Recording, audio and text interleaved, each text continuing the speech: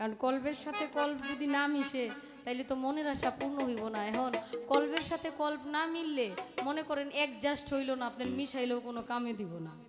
আপনি সারা জীবন মিশাইতে মিশাইতে জিন্দিগি বরবাদ করে লাইবেন, কিন্তু কাজ হইব না একরতিও। এখন আমার ভাইজান আমারে কই দিব, আমার বললো না যে পোলাপনের প্রশ্ন কইরেন না, এগুলো অনেকদিন আগেই শেষ হয়ে গেছে। পোলাপান না, এখন একটু সাবালিকা প্রশ্ন করলাম। এখন আপনি আবার একটু মীমাংসা করেন ভাই, বেয়াদবি নিয়েন না, নিজেদের মনে করে কথাটা জিজ্ঞেস করছি। আল্লাহর রাস্তে মাফ করে দেন ভাই, কষ্ট নিয়েন না।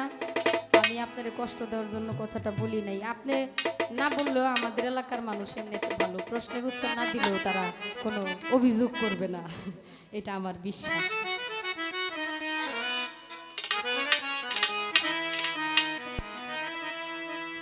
বন্ধুরে কই পাবো